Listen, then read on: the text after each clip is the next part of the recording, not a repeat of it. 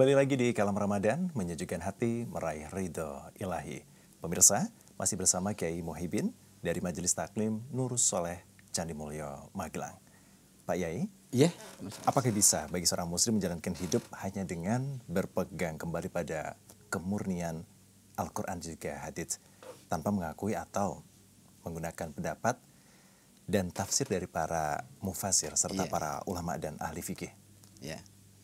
Iya Mas Dimas, dalam kehidupan fenomena kita sehari-hari, kembali ke Al-Quran dan hadis ini memang harus dan wajib. Karena bagaimanapun itu adalah sebagai dua ilmu sumber dalam kehidupan kita. Nah, adapun tidak menggunakan dengan ahli mufasir atau ahli ilmu fikih, ini yang perlu kita kaji. Jelas kita nggak bisa untuk meninggalkan ahli tafsir dan ahli fikih. Kenapa? Karena kita akui bahwa kemampuan kita itu sangat terbatas. Waktu kita sangat terbatas. Sedangkan ilmu tafsir, ilmu fikih ini yang memudahkan kita di dalam memahami Al-Quran dan hadis. Itu. Sehingga bagaimanapun dalam kehidupan kita untuk kembali ke Al-Quran dan hadis ini wajib, namun kita tidak bisa meninggalkan ahli tafsir ataupun ahli fikih. Sehingga di situ sudah dirangkum sedemikian rupa seperti ada tafsir Jalalain, ada tafsir Shawi dan tafsir-tafsir yang lain. Kemudian fikih ini dimulai dari yang tingkat dasar sampai yang tingkat tersulit kan itu, supaya mudah difahami oleh orang-orang yang mempelajarinya. Nah, dalam arti bahwa mentafsirkan Al-Quran dan hadis tetap tidak boleh meninggalkan ahli tafsir dan ahli fikih karena kemampuan yang masih terbatas.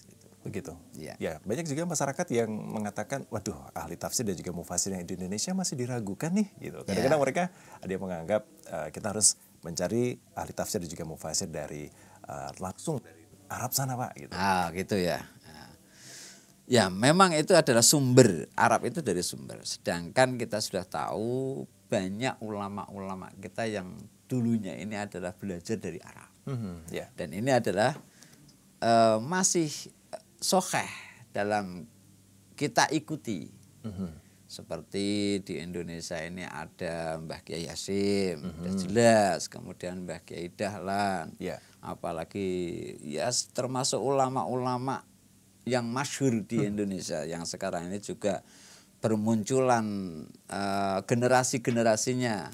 Seperti yang sangat masyhur ada Gus Baha, ada Gus Kausar, ada Gus Yusuf, Gus Izzuddin. Nah, ini kan sudah jelas bahwa dia itu belajar dengan ahli-ahli tafsir dan ahli-ahli fikih. Itu. Ya, apalagi di Magelang ini juga banyak sekali kan itu ya. Iya, Pak Yai. Dan ini sanadnya jelas ya, Pak Yai? Ya, sanadnya jelas. Begitu. Baik, terima kasih. Saat ini juga mayoritas umat Islam di Indonesia tidak menguasai bahasa Arab nih, Pak Yai. Lalu bagaimana agar bisa memahami isi dan juga kandungan Al-Quran maupun hadits secara benar ini, Pak Yai? Nah, ini karena di bangsa kita Indonesia ini bahasa Arab ini boleh dikatakan bahasa kampungan. Yang ngetren adalah bahasa Inggris kan itu. Apakah bisa mengikuti kita jejaknya atau kita memahami Al-Quran dan hadis? Masih sangat bisa.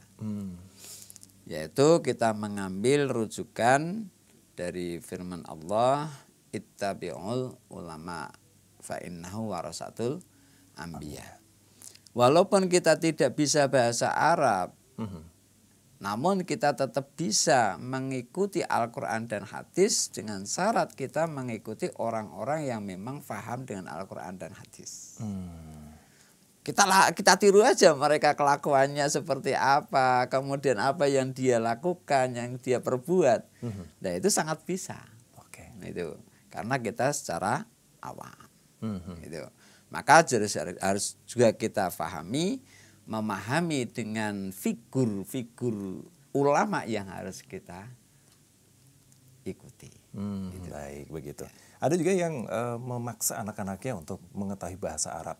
Karena bahasa Arab ini adalah bahasa langit, nak, gitu. Atau bahasa surga juga bahasa Arab, nak. Benar itu, Pak Yai? Ya, memang salah satu hadis itu juga dalam ilmu itu mengatakan bahwa Al-Quran ini adalah bahasa surga. Gitu. Al-Quran ini bahasa surga. Sehingga sampai membaca saja itu ada kaidah-kaidahnya. Sehingga orang-orang tua ini sering menyuruh pada anaknya, "Wis kono ke ngaji nang TPQ, kono ngaji nang madrasah." Nah, itu dari awalnya supaya apa? Harapannya ketika dia itu bisa membaca Al-Qur'an, otomatis sudah satu fase mereka sudah bisa bahasa surga, kan itu. Harapannya seperti itu ya. Iya, harapannya seperti itu. Lalu bagaimana Pak Yai cara agar orang awam ini kebanyakan untuk bisa menentukan guru dan dalam memberikan tafsir terhadap ayat-ayat Al-Qur'an maupun hadis tersebut? Ini memang sangat riskan sekali. Tidak semua orang bisa. Tidak semua orang bisa mentafsirkan Al-Quran dan hadis. Nah, ketika dia mau mentafsirkan Al-Quran dan hadis, memang harus belajar. Belajar pada guru-guru yang memang ahli tafsir dan ahli hadis. Itu. Sehingga dalam Islam itu sampai dikatakan tolabul ilmi faridatun ala kulli muslimin wa muslimatin. Kita tidak bisa meninggalkan untuk belajar. Sedangkan belajar ini ada yang secara belajar ini memakai pendengaran. Kita dengar dari ulama. Atau kita dari penglihatan tindak lakunya ulama. Itu juga dinamakan belajar. Begitu Pak ya. Apalagi jangan sampai salah guru ya Pak ya. Ya, sampai lagi salah guru ya, ini malah lebih berat lagi. Pak Yai, bagaimana masyarakat yang belajar melalui guru mesin ini? Ya, guru mesin. Dalam arti kita sekarang tahu saat itu. ini ada Google searching atau YouTube dan juga yang lainnya. Ini kan kadang-kadang masyarakat mengambil cara mudahnya saja, tidak mau datang ke sebuah majelis, tapi dengan cara nyaman di rumah saja ini sebenarnya cukup tidak Pak Yai? Ya, sebetulnya juga sangat bisa. Sangat bisa, cuman kita harus bisa memahami siapa yang bicara ini. Itu jangan sampai kita itu mendengarkan dengan salah sasaran. Nah, dia tidak paham dengan ilmu tafsir, ilmu hadis, kemudian ditampilkan di media-media sosial seperti ada YouTube atau Twitter dan lain sebagainya itu. Kemudian langsung kita cermati, kita pahami. Kalau mereka belum paham dengan dasar-dasarnya, itu lebih baik dia belajar dengan ulama-ulama yang memang sudah nyata atau sudah kita lihat setiap harinya, apalagi di ulama-ulama lingkungan itu yang sudah jelas. Itu. Begitu Pak Yai. Ya. Baik, terima kasih Pak Yai. Dan pemirsa yang dirahmati Allah Subhanahu wa taala, menarik sekali penjelasan yang telah disampaikan oleh beliau Yai Muhyiddin ya.